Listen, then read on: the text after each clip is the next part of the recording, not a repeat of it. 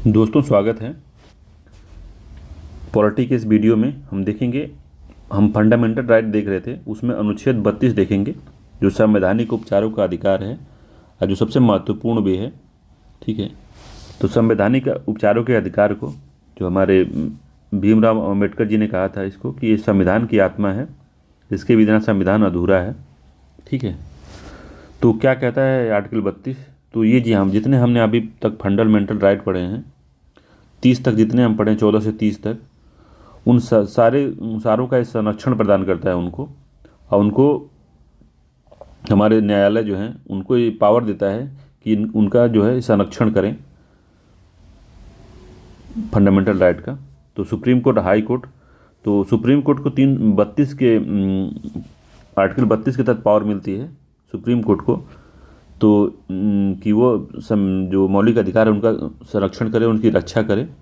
ठीक है, तो आर्टिकल 32 में ये प्रावधान है कि किसी के अगर मौलिक अधिकार का हनन हो रहा है तो सीधे वो सुप्रीम कोर्ट में जा सकता है और याचिका दायर कर सकता है, या तो किसी का उल्लंघन, कोई तीसरा पर्सन देख रहा है कि उसके अधिकारों का उल्लंघन हो रहा है तो इसमें तीसरा थर्ड पार्टी भी इन्वॉल्व होकर वो जाके सुप्रीम कोर्ट में याचिका दायर सकती है, किसी के बिहाफ पे भी जाके वो दायर कर सकता है। ठीक है, तो देखते हैं इसको क्या है इसमें नोट्स में। तो ये एग्जाम के पॉइंट ऑफ व्यू से नोट्स उस तरह से तैयारी किया गया है। ठीक है, तो इनमें एक पीड़ित नागरिक के मूल अधिकारों के प्रवर्तन के उपाय शामिल हैं। तो इसमें एक पीड़ित नागरिक के मूल अधिकारों के प्रवर्तन के जो उपाय शामिल हैं, मूल अधिकारों की जो रक्षा है उसका अधिकार स्वयं में एक मूल अधिकार है। तो ये भी एक बहुत बड़ी चीज़ है कि जो मूल अधिकारों की जो रक्षा करने वाला जो अधिकार है वो खुद में ही एक मौलिक अधिकार है जो आर्टिकल 32 में दिया हुआ है। तो आर्टिकल 32 में 4 प्रावधान किए गए। ठीक है, तो कौन कौन से हैं? पहला है उच्चतम न्यायालय जाने का अधिकार, सुप्रीम कोर्ट जाने का अधिकार। दूसरा है उच्चतम न्यायालय को रिट जारी करने की शक्ति। तो रिट की जो शक्ति है उच्चतम न्यायालय की, तो 5 प्रकार की रिट होती है, उसको जारी करने की शक्ति जो है सुप्रीम कोर्ट को दिया गया, इसी ने दिया। तीसरा, संसद किसी भी अन्य न्यायालय को सभी प्रकार के निर्देश, आदेश और रिट जारी करने का अधिकार दे सकती है। तो संसद के पास पावर है। तो 32 में तो अभी सुप्रीम कोर्ट को ही सिर्फ पावर है कि वो रिट जारी कर सकता है, मगर संसद चाहेगी तो हमारे जो जितने भी हमारे यहाँ उच्चतम न्यायालय हैं या डिस्ट्रिक्ट न्यायालय हैं, सबको ही ये पावर दे सकती है। किसी एक को भी ये पावर संसद कानून बना कर ट्रांसफ़र कर सकती है कि आप भी आर्टिकल 32 के तहत निर्देश, आदेश और रिट जारी कर सकते हैं। तो संसद ऐसी पावर, ऐसा जो है नियम बना के या कानून बना के किसी को भी इसके लिए अप्रूव कर सकती है। तो इस बात को याद रखिएगा। अगला है कि उच्चतम न्यायालय जाने का अधिकार निलंबित नहीं किया जाएगा। तो उच्चतम न्यायालय जाने का अधिकार निलंबित नहीं किया जाएगा जब तक कि संविधान द्वारा अन्यथा उपबंध न किया गया हो। ठीक है, तो आपका जो ये अधिकार है सुप्रीम कोर्ट जाने का, इसको कोई निलंबित नहीं कर सकता जब तक कि संविधान द्वारा अन्यथा उपबंध न किया गया हो। अगर संविधान उपबंध करता है तभी ऐसा किया जा सकता है, अदरवाइज आपके अधिकार को कोई छीन नहीं सकता। ठीक है, नेक्स्ट पॉइंट इसमें क्या है? नेक्स्ट पॉइंट इसमें है कि उच्चतम न्यायालय ने निर्णय दिया कि अनुच्छेद 32 के तहत इनकी शक्ति संविधान की मूल विशेषता है। ठीक है, तो उच्चतम न्यायालय ने कहा कि हमारी जो शक्ति है आर्टिकल 32 के तहत वो संविधान का मूल ढांचा है या बेसिक स्ट्रक्चर है। वो बेसिक स्ट्रक्चर जो केशवानंद भारती केस 1973 में आया था, बेसिक स्ट्रक्चर का जो कॉन्सेप्ट निकल के आया था, जिसको हमने बताया था कि इसको जब संसद ने पूछा कि बेसिक स्ट्रक्चर है क्या, तो सुप्रीम कोर्ट ने उसको बताया नहीं, कहा कि हम जब केस आएगा हमारे पास तब हम बताएंगे कि बेसिक स्ट्रक्चर क्या है। तो उसने आर्टिकल 32 को भी बेसिक स्ट्रक्चर बताया है। ठीक है, अगला है मूल अधिकारों का उल्लंघन अनुच्छेद 32 द्वारा प्रदत्त अधिकारों के प्रयोग के लिए अनिवार्य शर्त है। ठीक है, तो मूल अधिकारों का उल्लंघन जो है अनुच्छेद 32 के द्वारा प्रदत्त अधिकारों के प्रयोग के लिए अनिवार्य शर्त है। अगला पॉइंट है कि संवैधानिक रूप से राष्ट्रपति राष्ट्रीय आपात के दौरान मूल अधिकारों को लागू करने के लिए किसी भी न्यायालय में जाने के अधिकार को निलंबित कर सकता है। ये आर्टिकल 359 में कहा गया है। तो आर्टिकल 359 में ये बोला गया है कि संवैधानिक रूप से राष्ट्रपति राष्ट्रीय आपात अगर चल रहा हो तो मूल अधिकारों को लागू करने के लिए किसी भी न्यायालय में जाने के अधिकार को राष्ट्रपति निलंबित कर सकता है अनुच्छेद 359 के तहत। अगला है मूल अधिकारों का प्रवर्तन उच्चतम न्यायालय के क्षेत्राधिकार मूल है। ठीक है, तो मूल अधिकारों के प्रवर्तन जो कराने का जो है, ये जो उच्चतम न्यायालय का मूल क्षेत्राधिकार आदमी आता है, लेकिन अनन्य नहीं है। मगर यह अनन्य नहीं है, ओरिजिनल है बट नॉट एक्सक्लूसिव है, तो अनन्य नहीं है ये। यह अनुच्छेद 226 के तहत उच्चतम न्यायालय के क्षेत्राधिकार के समवर्ती भी है। तो ये भी याद रखना है आपको कि सुप्रीम कोर्ट को आर्टिकल 32 के तहत रिट जारी करने का प्रावधान है और हाई कोर्ट को 226 के तहत रिट जारी करने का प्रावधान है मूल अधिकारों के अंदर। ठीक है, मूल अधिकारों के लिए। तो एक बात याद रखेंगे, आर्टिकल 359 में ये प्रावधान किया गया है कि जब राष्ट्रीय आपात का समय चल रहा हो तो जो हमारे राष्ट्रपति जी हैं वो क्या कर सकते हैं कि किसी भी व्यक्ति का मौलिक अधिकार है जो आर्टिकल 32 में दिया गया है कि आपके अधिकार का हनन हो रहा है तो आप न्यायालय में जा सकते हैं, तो उस अधिकार को भी वो ख़त्म कर सकते हैं या कुछ दिन के लिए निलंबित कर सकते हैं राष्ट्रपति। ठीक है, ये बात है। अगला है, उच्चतम न्यायालय ने एक निर्णय में कहा कि अनुच्छेद 326 के तहत उच्चतम न्यायालय के माध्यम से राहत उपलब्ध है, वहाँ पीड़ित पक्ष को पहले उच्चतम न्यायालय जाना चाहिए। तो सुप्रीम कोर्ट ने कहा, निर्णय दिया कि अनुच्छेद 226 के तहत अगर उच्च न्यायालय के माध्यम से राहत उपलब्ध है तो पहले सुप्रीम कोर्ट न आने की बजाय आपको पहले हाई कोर्ट जाना चाहिए। हाई कोर्ट से अगर राहत आपको नहीं मिलती है तो आप फिर हमारे पास आइए, या हाई कोर्ट से आपको न्याय नहीं मिलता तो मेरे पास आइए। तो ये कहा था। अगला है, किसी कार्रवाई, आदेश अथवा कानून की संवैधानिकता निर्धारित करने के लिए अनुच्छेद 32 का प्रयोग नहीं किया जा सकता। तो ये भी एक महत्वपूर्ण बात है कि अगर कोई आदेश है या सरकार ने संसद ने कोई कानून पारित किया है तो उसकी संवैधानिकता की जांच करने के लिए आर्टिकल 32 का प्रयोग नहीं किया जाएगा जब तक कि यह सीधे तौर पर किसी मूल अधिकार का उल्लंघन न करता हो। ठीक है, तो अगर सीधे तौर पर किसी मूल अधिकार का उल्लंघन वो आदेश, कार्यकारी आदेश या कानून करता है, तभी जो है हम क्या कर सकते हैं, आर्टिकल 32 के तहत उसकी संवैधानिकता की जांच कर सकते हैं। अदरवाइज मूल अधिकार की अगर बात नहीं है तो आर्टिकल 32 के तहत किसी भी कानून की संवैधानिकता निर्धारित नहीं की जा सकती। ठीक है, और अंबेडकर साहब ने कहा था कि इस अनुच्छेद के बिना यह संविधान निरर्थक होगा, यह संविधान की आत्मा और उसका हृदय है। तो ये बात उन्होंने बोली थी। ठीक है, तो इतना समझने के बाद अगर आपको समझ में आ गया है तो अब इसके बाद आप रिट समझ सकते हैं। ठीक है, तो इतना सा प्रोसेस होगा इसमें आर्टिकल 32 में, ये सारे प्रावधान हैं और सुप्रीम कोर्ट को बस इसमें पावर मिली है कि वो रिट जारी कर सकता है। ठीक है, रिट जारी कर सकता है हाई कोर्ट भी, मगर उसको 226 के तहत पावर मिली है। और जो रिट जारी करने की जो शक्ति हाई कोर्ट की है वो ग्रेटर देन है सुप्रीम कोर्ट से। ठीक है, रिट जारी क्योंकि जो सुप्रीम कोर्ट है वो केवल मौलिक अधिकार के हनन के लिए रिट जारी करता है।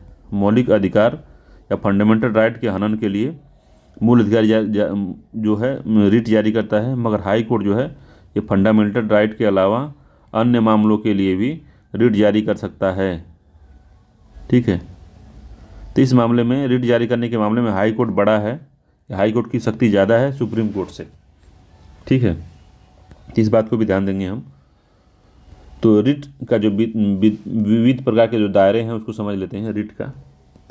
तो रिट क्या है, तो न्याय का स्रोत है, फाउंडेशन ऑफ जस्टिस है, को अंग्रेजों के विशेषाधिकार रिट से लिया गया है। ठीक है, तो न्याय का स्रोत या फाउंडेशन ऑफ जस्टिस को अंग्रेजों के विशेषाधिकार रिट से लिया गया है। संसद अनुच्छेद 32 के तहत किसी अन्य न्यायालय को ये रिट जारी करने का अधिकार दे सकती है। उच्चतम न्यायालय ने अनुच्छेद 32 और उच्चतम न्यायालय अनुच्छेद 226 के तहत रिट जारी कर सकते हैं। तो देखते हैं कि अब रिट कितने प्रकार के होते हैं। इंपॉर्टेंट है भाई, इसको थोड़ा ध्यान से देखिएगा, मिलान कराता है और कई बार आता हुआ क्वेश्चन भी नहीं समझ में आता, क्योंकि कभी हिंदी दे देता है, कभी इंग्लिश दे देता है, कभी हिंदी दे देगा, कभी इंग्लिश दे देगा। तो जिसको एक पता है या दोनों सब हिंदी इंग्लिश में कन्फ्यूजन है तो वो उसमें गड़बड़ हो जाएगा। तो हिंदी को भी याद करना है और इंग्लिश को भी याद करना है। तो इस तरह की बात है। ठीक है, तो पहला जो रिट है जो आर्टिकल 32 के तहत जारी करती है सुप्रीम कोर्ट और हाई कोर्ट जारी करती है आर्टिकल 226 के तहत, उसमें पहला रिट है बंदी प्रत्यक्षीकरण या हैबियस कॉर्पस कहते हैं उसको, इसको भी याद कर लीजिए, हैबियस कॉर्पस, बंदी प्रत्यक्षीकरण। तो इसका अर्थ होता है कि को प्रस्तुत किया जाए, टू हैव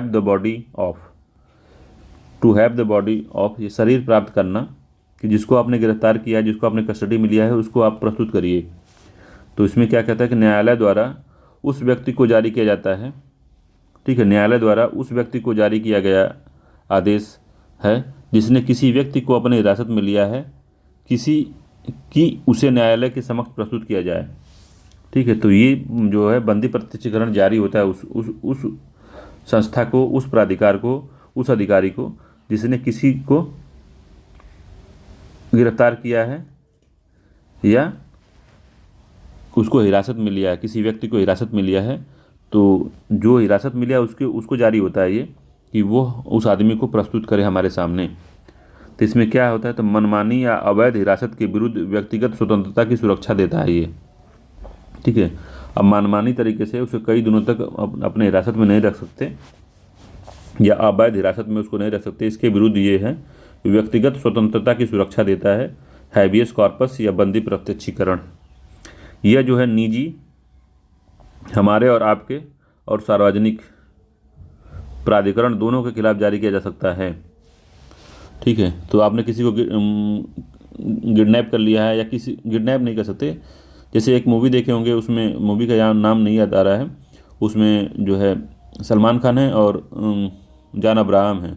तो जान अब्राहम की बहन को शायद किसी मामले में छेड़ देता है या कुछ उस तरह से उसके साथ दुर्व्यवहार कर देता है संजय दत्त। तो जान अब्राहम क्या करता है कि उसको अपने घर में ले जाकर कैद कर लेता है, कैद करता है, बताता नहीं है कि मैं कौन हूँ। तो उस तरह का अगर कोई आदमी ने कैद किया है उसको और उसको सज़ा दे रहा है, तो वो भी इसमें निजी व्यक्ति में आएगा वो।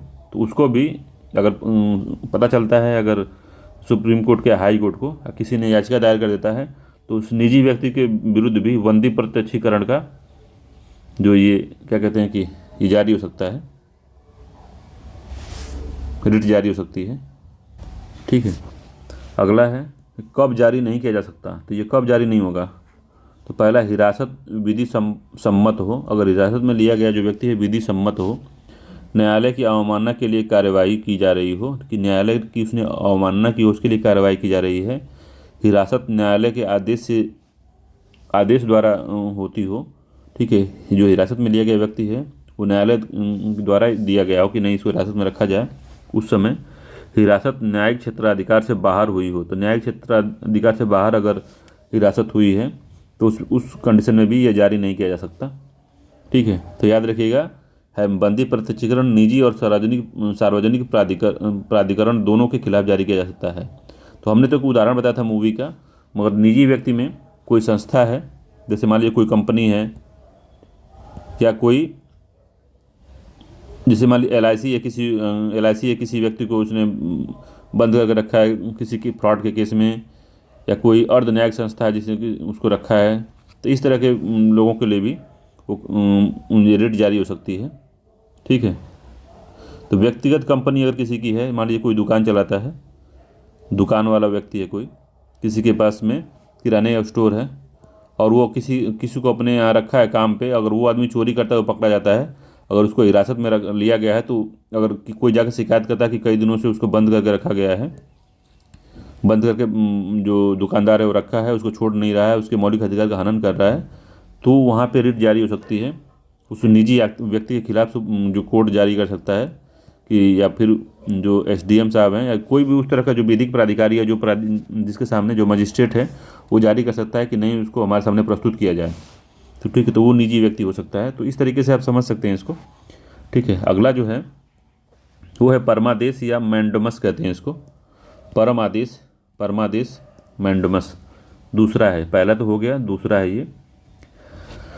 तो इसमें क्या कहता है कि इसका अर्थ है कि हम आदेश देते हैं, वी कमांड, ठीक है, कार्रवाई करने के लिए आदेश देता है। तो इसमें क्या होता है, तो यह केवल लोक अधिकारी के विरुद्ध जारी होता है। तो ये भी याद रखिए कि यह केवल लोक अधिकारी के विरुद्ध जारी होता है, यह निजी व्यक्तियों के विरुद्ध नहीं जारी होता। यह राष्ट्रपति राज्यपाल को नहीं जारी किया जाता। जब अधिकारी अपना कर्तव्य नहीं कर रहा हो, तो जिसके लिए वो उसकी नियुक्ति हुई है, तब यह जारी किया जाता है, ठीक है। तो इसमें पॉइंट देखते हैं पहला कि न्यायालय द्वारा सरकारी अधिकारियों को आदेश जारी किया जाता है कि वे अपने आधिकारिक कर्तव्यों का पालन करें जिन्हें करने में वो विफल रहे हैं अथवा जिन्हें करने से इनकार किया है। ठीक है, तो ये सरकारी अधिकारियों को जारी होता है। ठीक है, जिस कर्तव्य के लिए उनकी नियुक्ति हुई है उनके लिए ये जारी होता है। ठीक है, अगला पॉइंट है कि उक्त उद्देश्य के लिए किसी सार्वजनिक निकाय, निगम, अधीनस्थ न्यायालय, अधिकरण अथवा सरकार के विरुद्ध जारी की जा सकती है। ठीक है, अगला पॉइंट है किसके विरुद्ध जारी नहीं की जा सकती, तो निजी व्यक्तियों अथवा निकाय के विरुद्ध गैर संवैधानिक विभाग द्वारा जारी विभागीय निर्देश को लागू करने में जब कर्तव्य विवेकाधीन हो, सांविधानिक दायित्व को लागू करने के लिए राष्ट्रपति अथवा राज्यपाल के विरुद्ध ये जारी नहीं किया जा सकता है। उच्चतम न्यायालय के मुख्य न्यायाधीश जो न्यायिक क्षमता में कार्यरत हैं के विरुद्ध, तो यूपीएससी 2022 ने ये किसी को पूछ लिया था कि किसके विरुद्ध ये जारी नहीं किया जा सकता, तो जो उच्चतम न्यायालय के मुख्य न्यायाधीश हैं जो न्यायिक क्षमता में कार्यरत हैं उन पर परमादेश जारी नहीं किया जा सकता, या जो कर्तव्य विवेकाधीन हो तो उसमें भी ये जारी नहीं हो सकता। संविदात्मक दायित्व हो अगर तो उसमें भी यह लागू नहीं होता, राष्ट्रपति राज्यपाल पे लागू वैसे भी नहीं होता। ठीक है, और गैर संवैधानिक विभागों को जारी नहीं किया जा सकता, उनको गैर संवैधानिक विभागों द्वारा जारी विभागीय निर्देश को लागू करने के लिए जारी नहीं किया जा सकता। ठीक है, तो ये जारी नहीं किया जा सकता इन लोगों को। तो ये काफ़ी महत्वपूर्ण है, परमादेश को याद रखिएगा, मैंडेमस को। ये सरकारी अधिकारी के प्रति जारी होता है। ठीक है, प्राइवेट के लिए नहीं, सरकारी अधिकारी जिसके लिए उसकी नियुक्ति हुई है वो कार्य नहीं कर रहा है, वो कार्य करने में विफल रहा हो या वो कार्य करने से इनकार कर रहा हो, उसके लिए यह जारी किया जा सकता है कि अपने अधिकारों के कर्तव्यों का पालन करें। यह कोई जो न्यायालय इसे जारी कर सकता है। ठीक है, तो ये बात होगी। ठीक है, अगला जो रिट है वो प्रतिषेध है या प्रोहिबिशन है। ठीक है, प्रोहिबिशन या प्रतिषेध कहते हैं इसको। यह जो है न्यायिक और अर्ध न्यायिक संस्था के विरुद्ध जारी किया जाता है। कोई न्यायालय है, वह जैसे हाई कोर्ट है या सुप्रीम कोर्ट है, यह जो है न्यायिक और अर्ध न्यायिक के विरुद्ध इसको जारी करता है। और इसका अर्थ क्या होता है, टू फॉरबिड, रोकना इसका अर्थ होता है। कार्रवाई न करने के लिए आदेश दिया जाता है इस पर कि कार्रवाई न किया जाए, ये रोक दिया जाए, ये आदेश देता है ये। तो इसका जो है ये कार्रवाई के प्रारंभ में, जो कोई कार्रवाई शुरू होने वाली है या प्रारंभ में ही जब कोई संस्था अपने क्षेत्राधिकार का हनन करे तब यह जारी किया जा सकता है। कोई भी ये सब जो अर्ध न्यायिक संस्था है या न्यायिक संस्था है वो क्या कर रही है कि अपने क्षेत्राधिकार से बाहर जाके कोई कार्यवाही प्रारंभ कर रही है, कोई केस ले रही है, कोई आदेश जारी कर रही है, कुछ भी वो कर रही है जो उसके क्षेत्राधिकार में नहीं आता, तो उसको रोकने के लिए ये जारी होता है प्रतिषेध या प्रोहिबिशन। ठीक है, बीच में रोकना हो, अगर मान लीजिए कोई कार्रवाई चल रही है, अगर बीच में ही उसको रोकना होगा तब भी ये प्रतिषेध जारी हो सकता है। ठीक है, तो इसको बीच में भी कार्रवाई को बीच में भी रोका जा सकता है। ठीक है, तो मान लीजिए किसी को पता नहीं है, अगर कोई क्षेत्राधिकार का हनन करके कोई केस चालू कर दिया है और 2-3 दिन 4 दिन तक केस चल चुका है, या कोई काम है जो इसके क्षेत्राधिकार में नहीं आता किसी संस्था के, और वो अर्ध न्यायिक संस्था है वो या न्यायिक संस्था है और 2-3 बार उसमें कार्यवाही हो चुकी है या कार्य हो चुका है, तो तब जाके किसी ने अगर फंडामेंटल राइट का उल्लंघन का सुप्रीम कोर्ट में याचिका दायर की है, उसके बाद वो प्रतिषेध जारी होगा या प्रोहिबिशन जारी होगा, सुप्रीम कोर्ट द्वारा जारी करेगा कि आपको काम वहीं रोक दीजिए।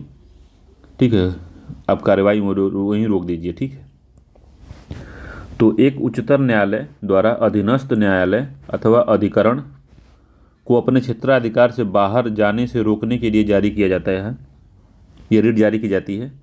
यह रिट केवल न्यायिक और अर्ध न्यायिक प्राधिकरणों के विरुद्ध ही जारी की जा सकती है। ठीक है, किसके विरुद्ध जारी नहीं होगी है, तो प्रशासनिक प्राधिकारी, विधायी निकाय और निजी व्यक्तियों और निकायों के विरुद्ध ये जारी नहीं होगी। तो प्रशासनिक अधिकारी पुलिस है, डीएम साहब हैं, इनके विरुद्ध नहीं जारी होगी। विधायी निकाय हैं उनके लिए भी नहीं, निजी व्यक्तियों के लिए नहीं, और कोई एक संस्था है प्राइवेट, उसके विरुद्ध भी जारी नहीं होगी। तो ये बात याद रखिएगा। तो इसको याद रखिएगा कि ये जो है किसी क्षेत्राधिकार से बाहर जाकर कोई अगर काम करता है तो उसको रोकता है। उत्प्रेषण और प्रतिषेध में जल्दी समझ में नहीं आता है, तो लोगों को बस समझ लिए कि ये प्रारंभ में भी रोक सकता है और बीच में भी रोक सकता है इसको।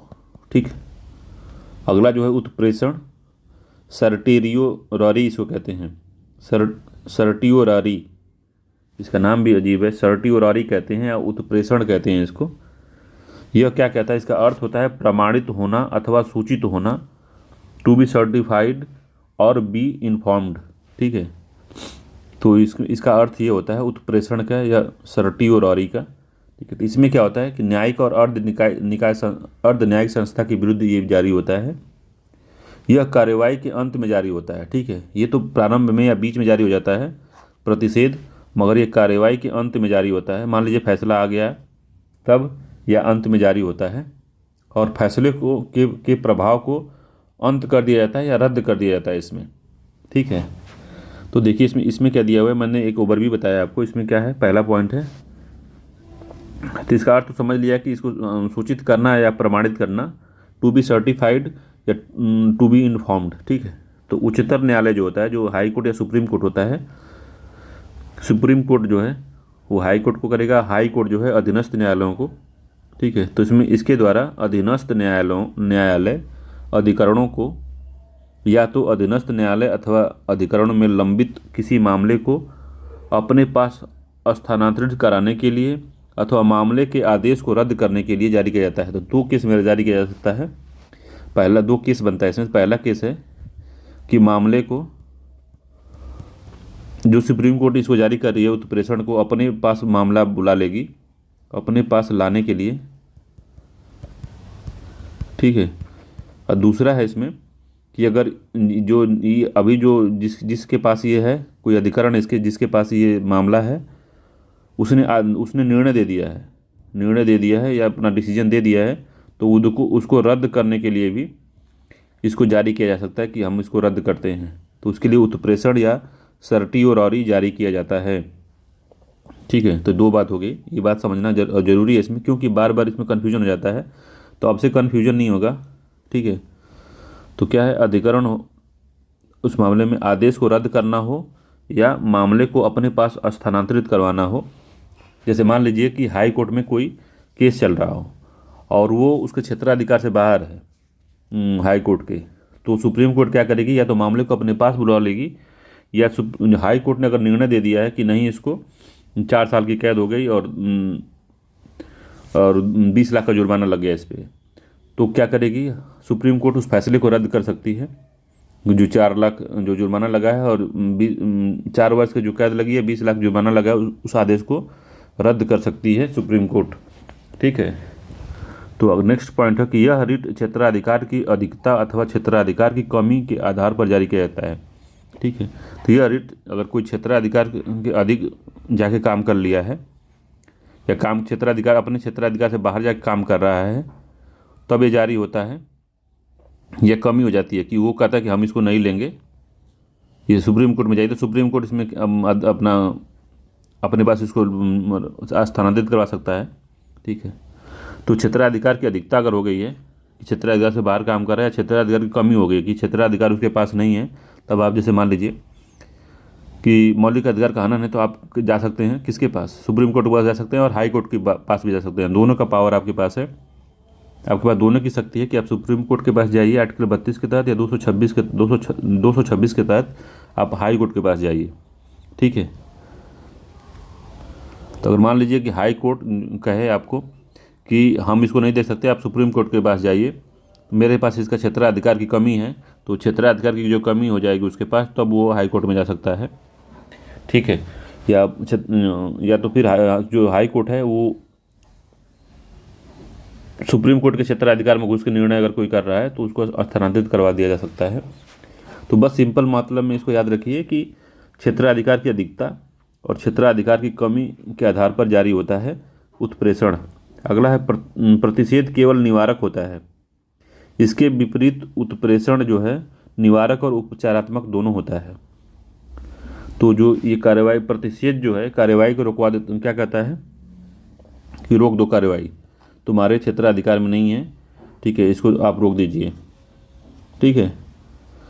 तो रोकने के बाद उसको अपने पास नहीं बुलाता है सुप्रीम कोर्ट या उच्च न्यायालय, जो हाई जो अथॉरिटी ने प्रतिषेध जारी किया है, ये सिर्फ निवारक है, उसको रोकवा देती है कि आपके क्षेत्राधिकार में नहीं है। अब जो आदमी जिसके पे चल रहा है केस, जो भी है, वो जो अधिकरण है या न्यायालय है जहाँ ये चल रहा है केस, वो अब कहाँ जाना चाहती है वो जा सकता है अपना, ठीक है। मगर जो उत्प्रेषण है यह क्या करता है कि उसको रोकवाता है, निवारण भी करता है, उसका उपचार भी करता है, उसको अपने पास बुला के उसको फैसला भी देता है, ठीक है, उस वाले आदेश में, ठीक है। तो याद समझ में आ रहा है कि नहीं, कि जैसे जो इसमें था ये लिखा है कि प्रतिषेध केवल निवारक होता है, जैसे समानुभूति होती है और सहानुभूति होती है, दोनों में जो फर्क है वही निवारक में और निवारक उपचारात्मक में फ़र्क है। तो इसमें रोकती है और एक्शन भी लेती है सुप्रीम कोर्ट। उत्प्रेषण में जो अपर जो कोर्ट होती है, जो अपर न्यायालय होता है या उच्चतर न्यायालय जो होता है, वह जो है उस प्रोसेस को या उस कार्रवाई को रोकता भी है और उस कार्रवाई को देखता भी है। मगर इसमें क्या है, देखिए, एक उच्चतर न्यायालय अधीनस्थ न्यायालयों को अधिकरणों को अपने क्षेत्राधिकार से बाहर जाने से बस रोकता है। इसमें कहीं भी नहीं लिखा है कि फिर उसको अपने पास बुला के, या देखिए इसमें लिखा है कि मामले को स्थानांतरित करने के लिए अथवा मामले को आदेश को रद्द किया जाता है, तो पूरा लास्ट तक सॉल्यूशन देता है, इसमें पूरा लास्ट इसको केस को ही ख़त्म करता है इसमें। मगर इसमें कहीं ख़त्म करने की बात नहीं लिखी है जो प्रतिषेध है। तो यही इसका कहने का मतलब इस पॉइंट का कि प्रतिषेध केवल निवारक है। इसके विपरीत जो उत्प्रेषण है निवारक और उपचारात्मक दोनों है। अगला है प्रतिषेध रिट कार्रवाई को आगे जारी रखने से रोकने के लिए अंतिम आदेश पारित होने से पहले जारी की जाती है, ठीक है। प्रतिषेध रिट जो होती है कार्रवाई को आगे जारी रखने के लिए अंतिम आदेश पारित होने से पहले जारी की जाती है, जबकि अंतिम आदेश पारित होने के बाद उसे रद्द करने के लिए उत्प्रेषण रिट जारी की जाती है। ये बात समझ रहे हैं? ये वाला पॉइंट जो है, ये वाला पॉइंट कहता है कि प्रतिषेध रिट जो है कार्रवाई को आगे जारी रखने से रोकने के लिए अंतिम आदेश पारित होने से पहले जारी की जाती है। मतलब कि जो इसमें है निर्णय आने से पहले जारी किया जाता है। अगर मान बीच में या निर्णय आने से पहले, ठीक है, या कार्रवाई के लास्ट होने से पहले ही इसको जारी कर दिया जाता है प्रतिषेध को, ठीक है।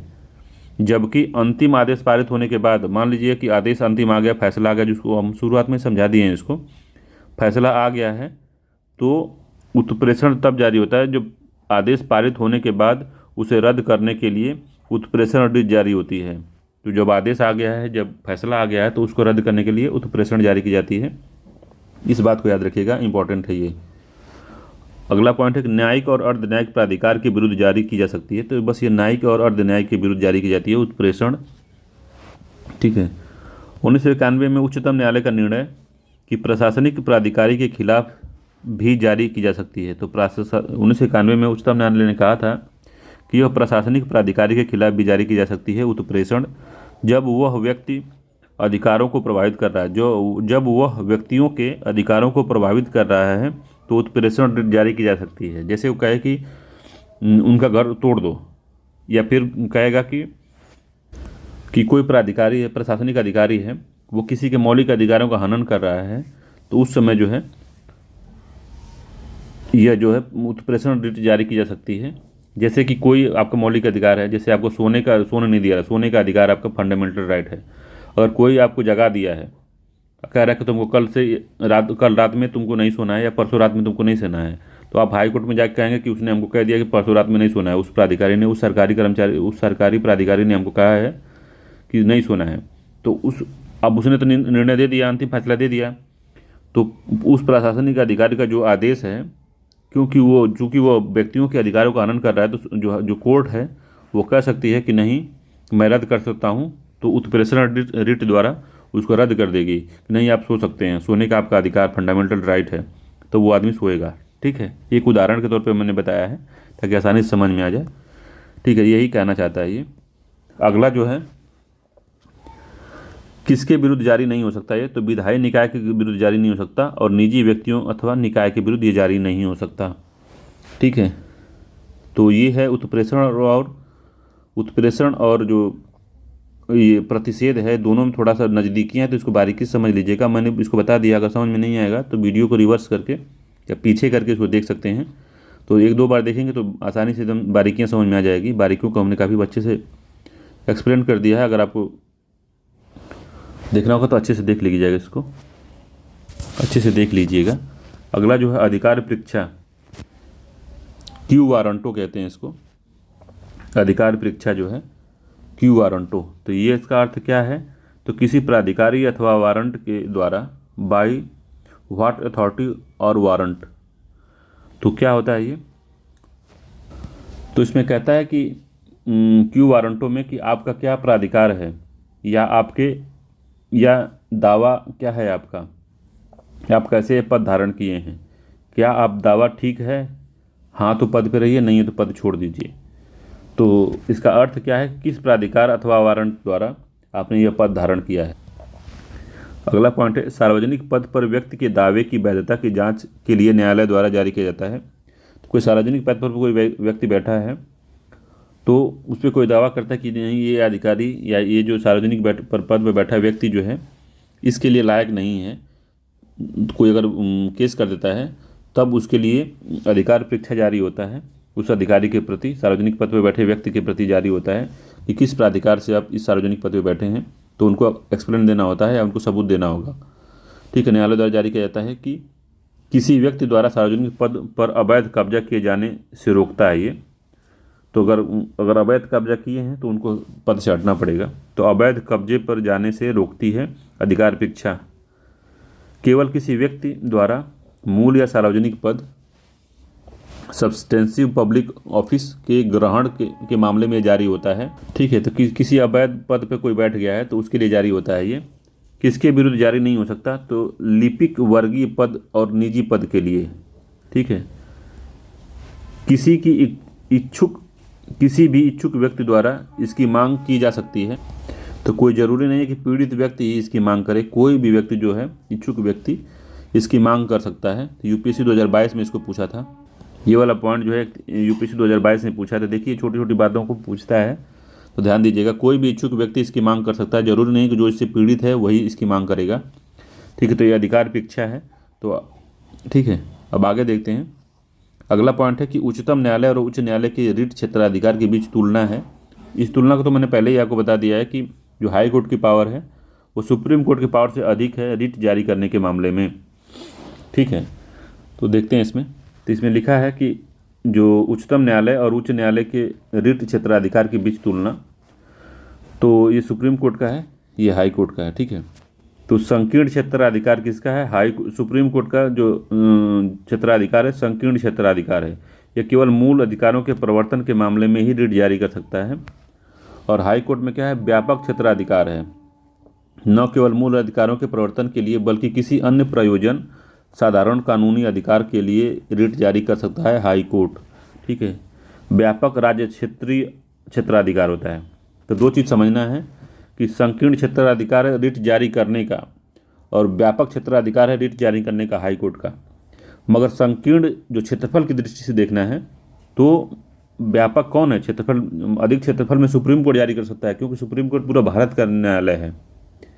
मगर हाई कोर्ट है, हाई कोर्ट का जो अपने राज्य में ही जारी कर सकते हैं। जिस राज्य का हाई कोर्ट है और जिस राज्य में या जिस राज्य तक उसकी शक्तियाँ फैलती हैं। ठीक है, एक हाई कोर्ट का लिमिटेड राज्य होता है, या तो एक राज्य हो गया तो दो राज्य होगा बस।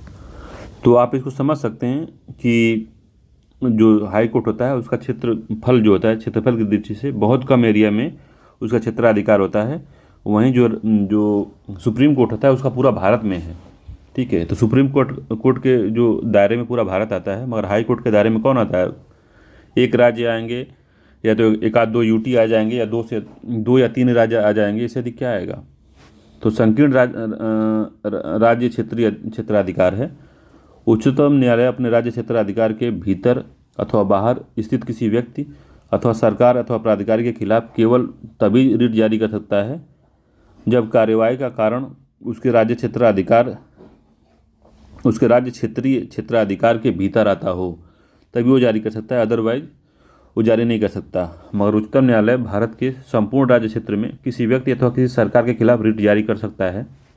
तो इस बात को समझ लीजिएगा आप। अगला है अनिवार्य है।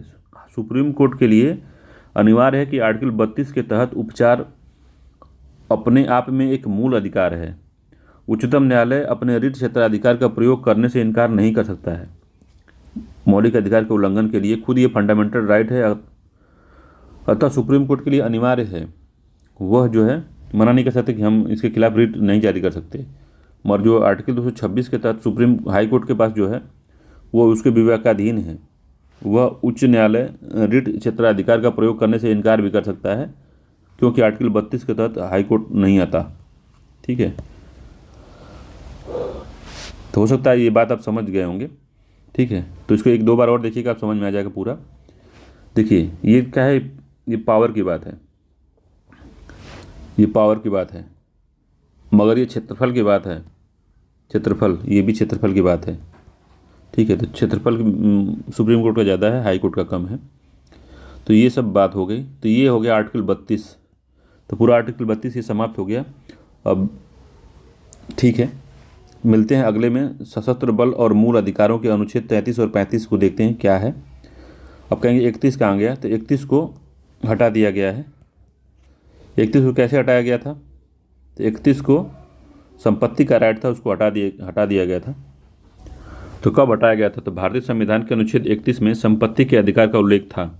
यह एक मौलिक अधिकार में से एक था। हालांकि 1978 में जो 44वां संविधान संशोधन किया गया था उसके जरिए इसको हटा के 12वें भाग में अनुच्छेद 301 के तहत कानूनी अधिकार बना दिया गया।